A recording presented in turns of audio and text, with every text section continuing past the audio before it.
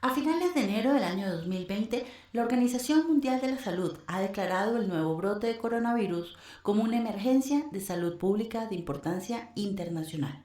Mi nombre es Carolina Ávila Coral y en este video de Safety Ya te vamos a compartir la entrevista realizada por el Café de María José al médico, infectólogo y pediatra Carlos Torres Martínez.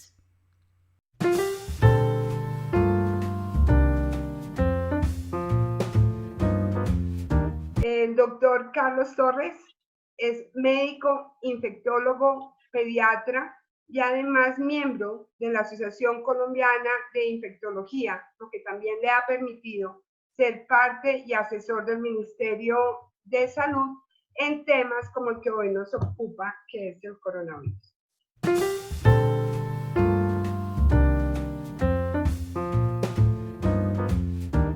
Los coronavirus son una familia de virus que derivan su nombre simplemente de la estructura anatómica, o sea, de una estructura que parece una corona y por lo tanto se llama así, es algo tan sencillo como eso. Son conocidos hace muchísimos años, es un tipo de virus que lo llamamos virus RNA, que está presente en la naturaleza, en muchas especies animales, incluyendo el hombre, y que recientemente, en los últimos 20 o 25 años, ha sido asociado con algunas enfermedades en el humano. Antes no se asociaba a estas enfermedades.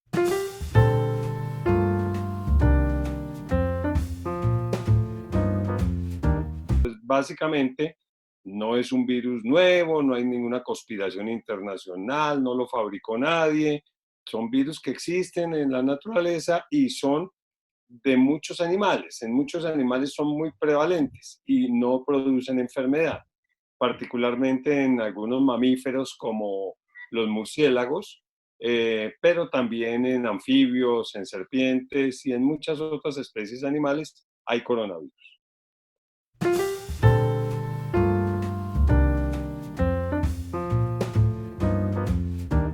En particular, este es un coronavirus nuevo, por eso el nombre científico es Coronavirus Nuevo 2019.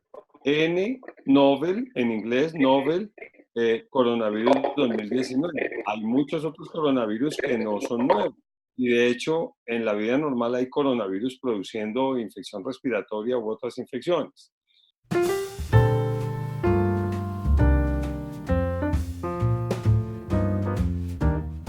Ya hemos tenido en los últimos 20 años, en este siglo, al menos dos epidemias muy importantes de coronavirus. El uno fue el famoso SARS, a la gente se le ha olvidado, eso fue en el 2003, y hace 17 años estábamos en una situación muy similar a esta. Simplemente no teníamos tanta tecnología, tanta inmediatez, pero así estuvimos.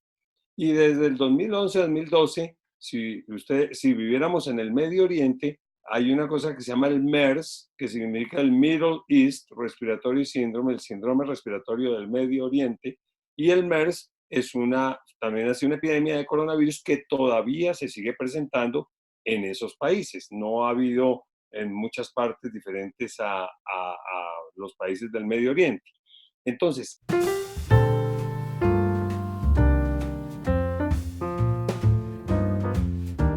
este coronavirus en especial es un coronavirus nuevo que es muy importante porque como somos vírgenes, naif, le decimos nosotros como somos inmunológicamente, nunca hemos tenido contacto con este coronavirus en especial, pues seguramente si se presenta en forma de pandemia o de epidemia, como ya se está presentando, va a enfermar a mucha gente porque la inmensa mayoría de personas no tenemos defensas contra el coronavirus.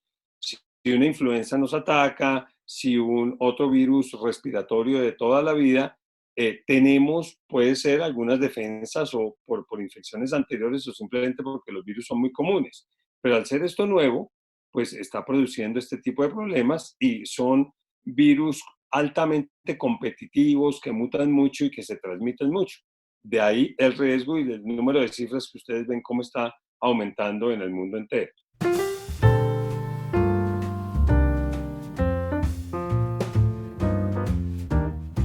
Todas. O sea, estos virus se transmiten rápidamente y eso es totalmente impredecible. Entonces, Así como ayer hubo el primer caso en España, como ha habido casos en Europa, como ha habido casos en muchos países de Asia, pues la posibilidad que llegue a Latinoamérica puede ser hoy, en cualquier país de Latinoamérica. De hecho, en México, en Brasil, en Colombia y en otros que seguramente ha pasado lo mismo y no he oído información, todos los días tenemos pacientes sospechosos. En Colombia ya ha habido 4 o 5 sospechosos, los hospitalizan, les hacen todos los estudios y luego se ha dicho no lo tienen. En México particularmente ha habido un buen número de pacientes sospechosos. Creo que se superan los 30 pacientes que se han examinado para ver si tienen la enfermedad. Así que no, por eso es que la Organización Mundial de la Salud plantea esto como una amenaza universal, como una amenaza de todo el mundo de alto nivel. Así que el riesgo es total. Eso no debe ser el temor. O sea, uno tiene que mantener en estas condiciones un mensaje muy equilibrado. Es un virus importante, no está matando a todo el mundo, sabemos que el porcentaje de enfermedad grave es 15 a 18% de las infecciones, de enfermedad severa, llamémoslo así, y la mortalidad se está moviendo entre 2 a 3%, que incluso es mucho menor que la influenza H1N1 que nos asoló hace menos de una década y que se originó precisamente en México. O sea, es un problema importante, pero es un problema que no es de alto nivel en nuestro continente. Por ahora hay que estar preparado.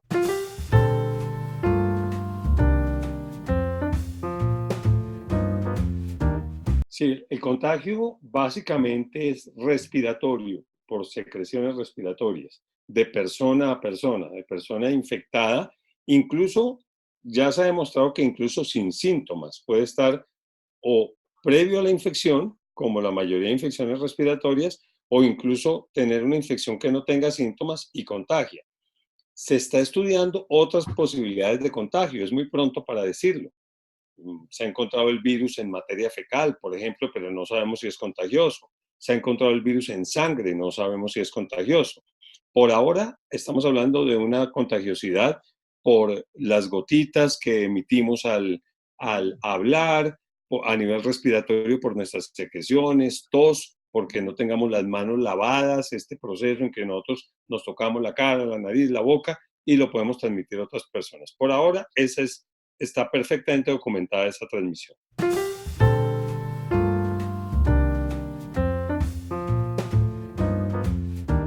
Lo primero es que quiero hacerles caer en cuenta de una cosa que en general en esta época de inmediatez todo el mundo pide exámenes, vacunas y tratamiento. Y nosotros los médicos y los expertos y los biólogos moleculares como que decimos, pero ¿cómo me preguntan eso? Si es que la enfermedad, los primeros casos aparecieron seguramente finales de noviembre, comienzo de diciembre, y se conoce es este año. Un poco para que entendamos el asunto, acuérdense del SIDA. El SIDA fue una epidemia, ¿cierto? En personas gays de la costa este de Estados Unidos y otras partes. Se necesitan 5 años, casi 11 infectados y casi 5.000 muertos antes de encontrar el virus, antes de saber cómo se llamaba el virus. En este caso, sabemos cómo se llama el virus, lo conocemos genéticamente a los 10 días de enfermedad. O sea, entendamos eso, que esto es una maravilla de la medicina moderna porque la tecnología ha cambiado mucho. Entonces, por eso es que en esta enfermedad tenemos nombre del virus. No, normalmente no lo tendríamos, hubiéramos tenido 6 meses hasta confirmar qué virus sería, mínimo, ¿cierto? Entonces, tengamos en cuenta eso. Basado en que lo tenemos, conocemos toda su genética aminoácido por aminoácido, que es una situación espectacular, se ha creado el test. Pero el test, obviamente no lo ha comercializado ninguna empresa, lo crearon los chinos, los gringos lo están preparando, o sea, se hace, pero solo en algunas regiones del mundo. Tú no tienes test en Ecuador, nosotros no tenemos test en Colombia, no hay test en Argentina. En la mayoría de países europeos no hay test todavía. Y es un test que tiene seguramente las dificultades propias de un test que no se ha aprobado todavía en el mundo entero. Cuando a ti te hacen un examen de laboratorio, esa prueba lleva como 20 años de probar si es buena o no. Entonces, vas a encontrar esa dificultad que tienes ahora con el paciente de Ecuador. Seguramente Miami no es el sitio, de pronto no creo que lo hayan mandado allá, porque eso se manda a Atlanta, al CDC de Atlanta, que es el sitio que lo está haciendo ahora, y están informando relativamente rápido. Nosotros aquí en Colombia hemos tenido resultados a los 2 días. Y seguramente es una cosa que se está trabajando para que los test sean más disponibles, pero entendamos que no es de todos los días, no es comprar un test, no es una prueba normal, es una prueba complicada.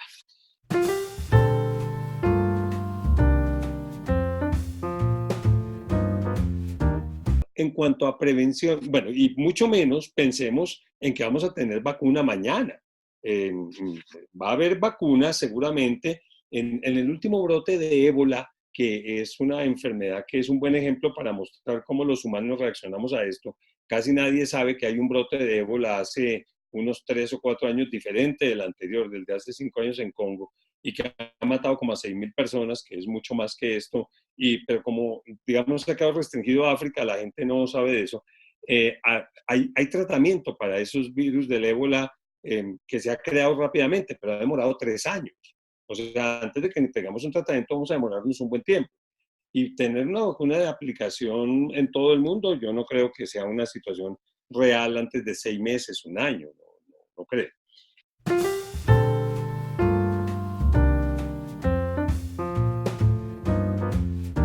Prevención, primero el diagnóstico precoz de los casos.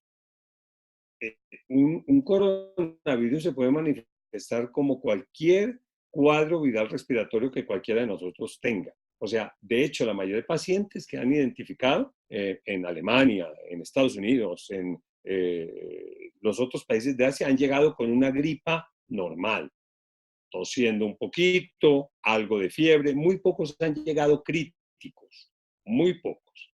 En China sí, porque ya hay muchos casos. Entonces, esos pacientes, si hay el antecedente epidemiológico, los viajes, haber estado en esta zona de la China, haber estado en contacto con otras personas, entonces esas personas tienen que ser inmediatamente aisladas. Se hace un aislamiento que es un aislamiento especializado que no permite que se tenga contacto con sus secreciones respiratorias de ninguna forma, tampoco con su sangre, tampoco con sus fluidos corporales. Debe ser aislada la persona. Debe ser pues evaluada a ver qué tratamiento necesita. Usualmente el tratamiento es un tratamiento muy leve, como el de cualquier gripa. Si ya tiene que ir a un hospital, pues el tratamiento de oxígeno, de neumonía, si es que tiene neumonía, o de las complicaciones, si son los pocos casos graves que hay. Y la prevención se da en que el manejo de esos pacientes es altamente especializado. Los ingleses ayer publicaron sus normas de manejo y esto implica desde vestido totalmente cubierto, con máscaras, no solamente con gafitas y tapabocas, son vestidos que no dejan nada del cuerpo en contacto con el paciente. Los guantes son como, digamos, hagan de cuenta los laboratorios espaciales o cuando ustedes ven esto de alto nivel en una película. Todo está cubierto, todas las personas en contacto con los pacientes deben tenerlo. Los cuartos de hospitales deben tener unas características especiales que se llaman depresión negativa y si no es así, tiene que ser muy cuidado todo el manejo de lo que está en contacto con los pacientes, porque si imaginan ustedes una epidemia en un hospital podría ser muy complicada. O sea, todo esto de prevención es un tema que ya está escrito, es lo que se ha trabajado en las últimas 2 semanas por Organización Mundial de la Salud y luego por cada país. Sé que México lo tiene, nosotros ya lo tenemos, supongo que todos los países están trabajando en eso, y que hace parte de la declaración esta de la OMS de que esto sea universal, o sea que todos debemos seguir unos protocolos de manejo de esos pacientes. Por eso es que ayer María José me pasó una gráfica donde decía que cómo estamos preparados diferentemente en el mundo. Y evidentemente nosotros tenemos una preparación intermedia que tenemos que mejorar. Hay países muy pobres que pueden ser severamente afectados por la enfermedad si llega allá porque no están preparados. Y los países más desarrollados pues están más preparados que otros. O sea, nosotros estamos en la parte intermedia.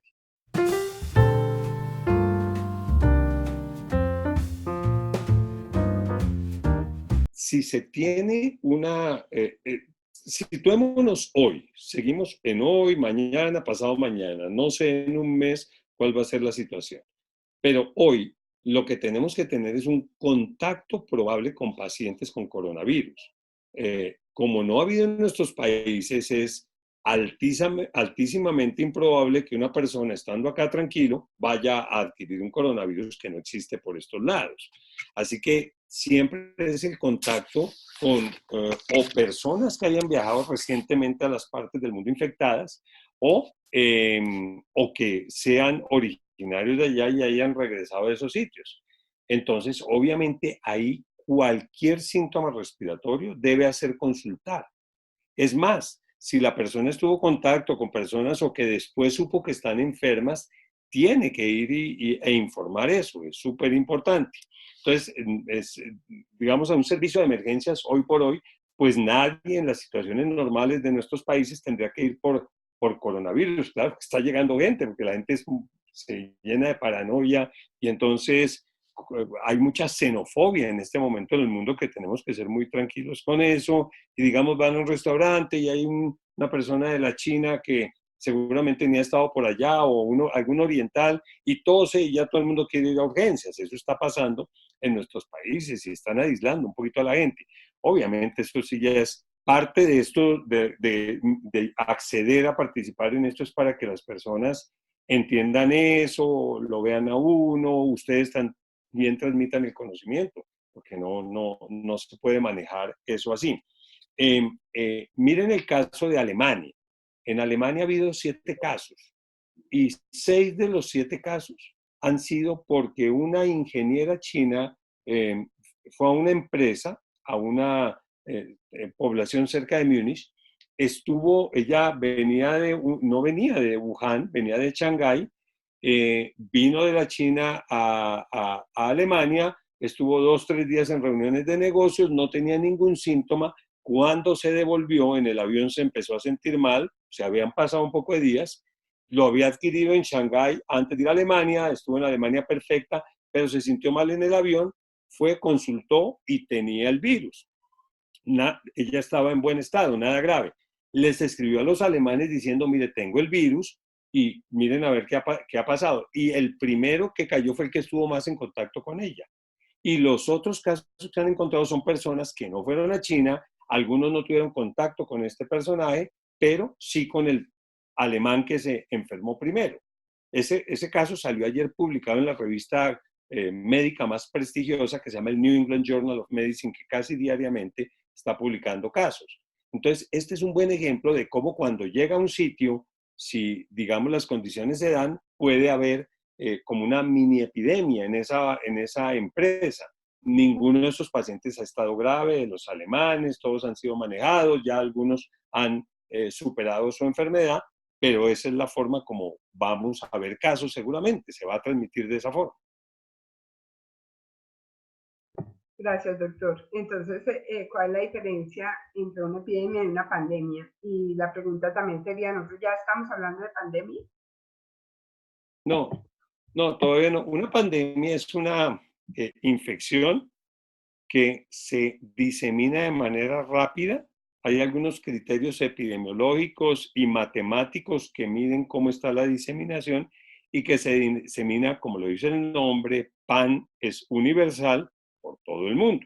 Eso es una pandemia. No hay pandemias en un solo sitio. No hay pandemias en China, no hay pandemias en Colombia, no hay pandemias en México. Es cuando está en todas partes. Actualmente tenemos unos 20, 22 países. Puede que eso cambie hoy, de 4 continentes. Todavía no tenemos ningún caso conocido, por lo menos del continente africano, pero los otros continentes tenemos casos. Pero eso no es una pandemia. Tampoco es una epidemia en los otros continentes, porque esto tiene sus parámetros, como les digo, para definirlo. Es una epidemia en China, es una epidemia en esa zona de Wuhan y ciudades cercanas, por supuesto que es una epidemia.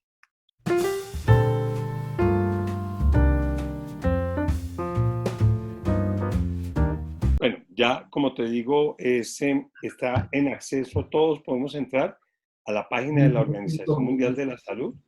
De hecho, les recomiendo mucho que lo hagan porque hay, para el que no es médico, hay una serie de infografías muy interesantes sobre la enfermedad y cualquiera de ustedes se puede inscribir en un sitio en donde están con detalle la respuesta a todo lo que usted me pregunta. Básicamente, el tema es, a nivel de población general, por ejemplo, miren lo que pasa allá en Wuhan. Tienen en cuarentena la ciudad. La ciudad está aislada, no hay medios de transporte, están haciendo una serie de procesos para eliminar virus de sitios que pueden transmitir o se pueden transmitir fácilmente, no hay reuniones de personas. Pero por supuesto, hay que mirar eh, ante la magnitud de la enfermedad qué hacer. No puede cerrar una ciudad tan fácilmente. La forma como están sufriendo estas personas allá es bastante grande y seguramente lo han leído. Eh, eh, Algunos países cierran las fronteras. Rusia acaba de cerrar la frontera de 4.000 kilómetros con China. Ese es un proceso bien complicado de hacer si usted que trabaja en dificultades de este tipo geográficas o todo lo que sea emergencias no lo entiende. Mongolia también cerró con China, los aviones no están yendo. Eh, digamos, esa es una forma de verlo y es una forma como que la sociedad lo pide, como de percibir que se disminuye el riesgo en un país.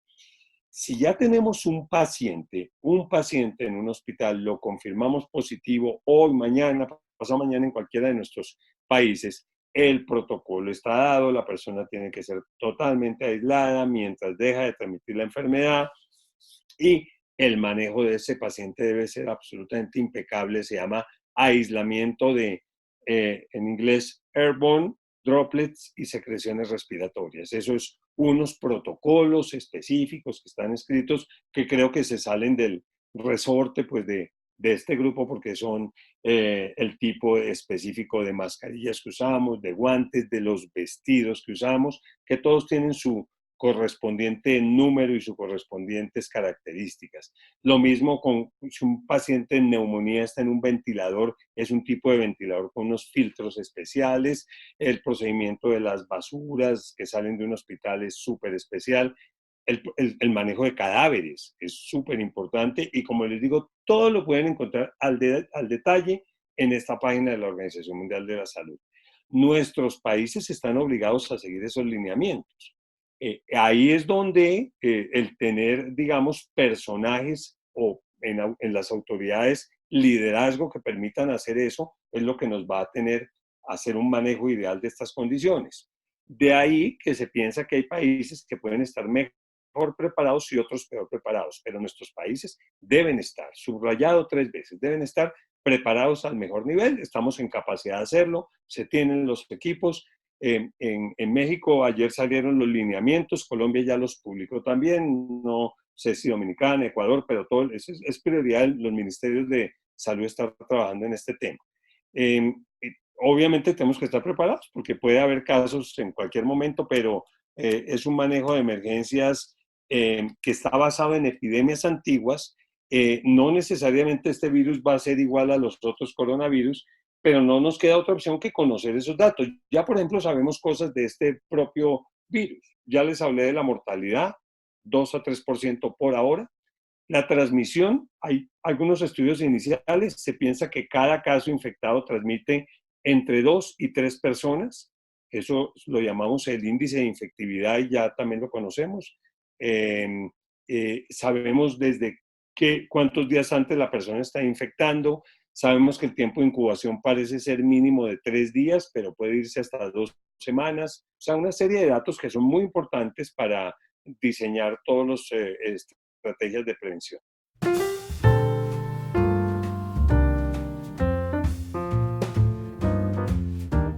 Una parte muy central del manejo de estas situaciones en el mundo moderno es la comunicación. Y efectivamente los protocolos y lineamientos ya también están escritos. En resumen, el tema es dar información ponderada, es dar información autorizada. El tema se vuelve muy complicado en esta época de redes sociales. Yo ya he recibido por ahí una cantidad de cosas que me manda la gente que me conoce sobre cosas que está diciendo la gente, que el virus fue creado en laboratorio, que son los chinos, que son los rusos, lo mismo que ha pasado toda la vida. Y eso pues nos complica mucho la vida porque pues ustedes saben que gente hay para todo. Estaba hablando de la comunicación, que era importante. Entonces, todos nosotros debemos colaborar en eso, porque no es dejarle solamente a las autoridades y a la OMS el manejo. Seguramente la gente en un hospital periférico ni siquiera está en el nivel de conocer lo que les estoy contando acá.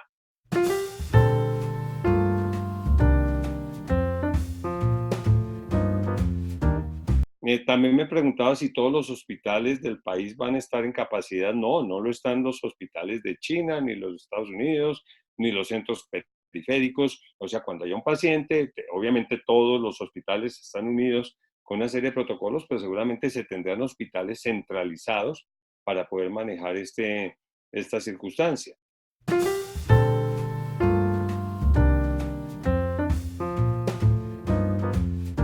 Hay que tener un justo balance en la información, en el manejo de las cosas, porque no tenemos casos en Latinoamérica. Si tuviéramos de aquí a mañana van a ser casos muy específicos, toca estar pendiente. Yo siempre, porque de hecho no tengo ya mucho tiempo más, pero quiero decirles lo siguiente, a todos ustedes que están en esta área tan interesante, y especialmente los mexicanos que están acá lo saben bien. Situémonos hace 9 o 10 años con la pandemia de H1N1. Mató muchas personas, la mortalidad fue comparable, un poquito menor que esta, pero su contagiosidad fue grande y se diseminó muy rápidamente. De hecho, seguimos teniendo casos de ese virus. Existe una vacuna, prácticamente rápidamente se desarrolló. Sin embargo, les pregunto a cuántos de ustedes están vacunados contra H1N1. Se vacunan cada año. Porque todo el mundo pide la vacuna del coronavirus, ¿no? Y que por qué no la ponen rápido y que sería la solución del problema. Quisiera saber cuántos de ustedes están vacunados, cuántos de ustedes más bien dicen que la vacuna da gripa, hace daño, cuántos tienen a sus hijos perfectamente vacunados contra esta enfermedad que hizo una pandemia más severa que lo que ha sido hasta ahora el coronavirus hace poco. ¿Cuántos siguen el protocolo de aislamiento? ¿Cuántos, cuando hay un caso de influenza en una empresa, hacen las cosas como deben ser de esto? Prácticamente nadie lo hace. El grupo que se vacuna es porque les gustan las vacunas o tienen hijos pequeños y van y se las ponen, pero en realidad, habiendo vacuna para una condición con unas características muy parecidas a esta, además baratísima, muchos de los países la tienen gratis y los que no, es una vacuna que la puede conseguir en su país por un precio bastante moderado. ¿Cuántas personas lo hacen? Entonces, si hablamos de comunicación, si hablamos de actitud de la gente, en estas pandemias o epidemias es la actitud de cada uno, también es muy importante sobre el manejo de estas cosas y no esperar que las autoridades, los expertos, todo el mundo les diga, sino es diseminar ese conocimiento, pero esto es una actitud social de cada persona, es la responsabilidad social de cada miembro de la sociedad con la información, porque por supuesto hay que hacer llegar, pero el ejemplo de H1N1 a nosotros los que manejamos estas cosas nos impacta profundamente y más cuando llega algo así, en lo que vemos que estas son historias repetidas, pero que el común de la gente no hace las cosas como se les ha enseñado.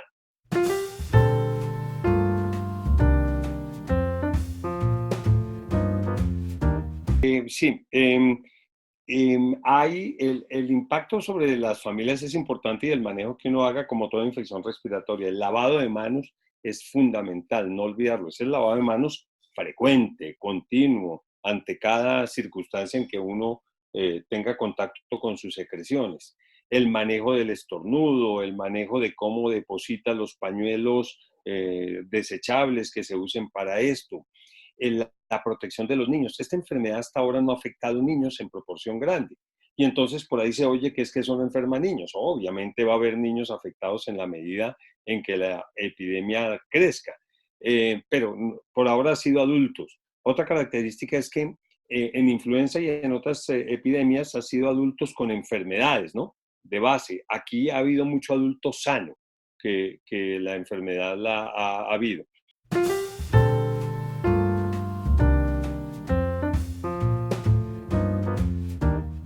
La influenza es estacional, como tú dices, y hay zonas del mundo, especialmente en los países con estaciones, que en el invierno circula más el virus de influenza, pero los que estamos en la zona del Ecuador tenemos el peor de los escenarios porque recibimos la influenza del hemisferio norte cuando está allá y la del hemisferio sur cuando está allá. Entonces, incluso los países más al norte de Perú, Colombia, Panamá, Venezuela, Brasil, en la parte alta, todo el año estamos con influenza.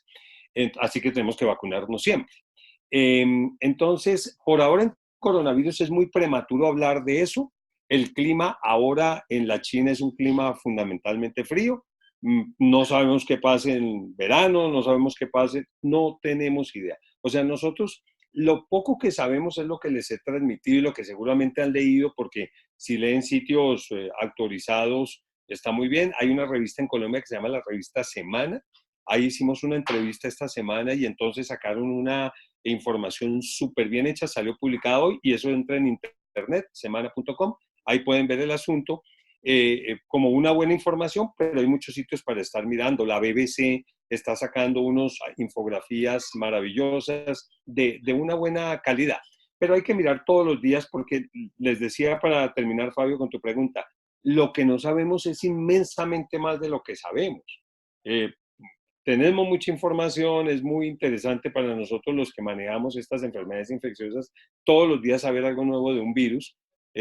Como dice un amigo mío, me dice usted estar feliz, todos los infectólogos felices porque eso es lo que les gusta, ¿sí? Nosotros queremos mucha información, pero 95% de lo que la gente me pregunte probablemente le voy a decir, no sé, estamos esperando más información. Estamos empezando a conocer esto.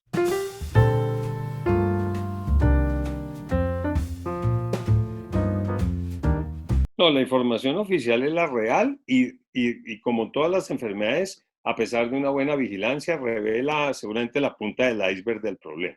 Esa es la realidad. O sea, si nos dicen que hoy se completan los 10.000 casos, que seguramente ya se completaron, no he mirado lo último, pues es así, 10.000 casos diagnosticados.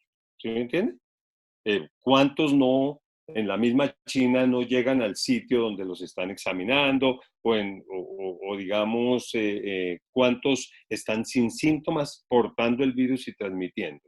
Pero los casos son esos, pero eso es lo mínimo, eso es como la punta del iceberg y eso pasa en dengue, pasa en influenza, pasa en casi todos estos virus. Así que si estás mirando sitios autorizados, OMS, el Ministerio de México diariamente está actualizando, es muy pionero en eso, está actualizando una página que debo tener por acá que a mí me llega con la información del mundo y la información para México. Y dice cuántos pacientes probables han tenido, eso se llama, aquí lo tengo, Gobierno de México, Subsecretaría de Prevención y Promoción de la Salud, y diariamente está haciendo un comunicado técnico diario maravilloso que me gusta mucho, estoy leyéndolo todo el tiempo. De hecho, ayer miraron unos 9 casos sospechosos y todos fueron negativos, Tamaulipas, Ciudad de México, Edomex, Michoacán, Jalisco. Y eso lo estamos mirando todo el tiempo. Esas son informaciones oficiales, ¿no? En eso no hay nada inflado, en eso hay probablemente es incluso un subreporte. Así que, pero sí, otras cosas puede que no sean así. O que cojan una información médica y la vuelvan grande. Por ejemplo, todas las epidemias aumentan geométricamente. Entonces, la gente hace cálculos. Dice, no, si ahora van 10.000 casos y el 1 de enero había 10 casos, pues seguramente en un año tenemos 10 millones de casos. Que sí, puede que no, porque tienen al país aislado, porque están haciendo las cosas bien, no lo sabemos. Esas son elucubraciones, no lo podemos saber ciertamente.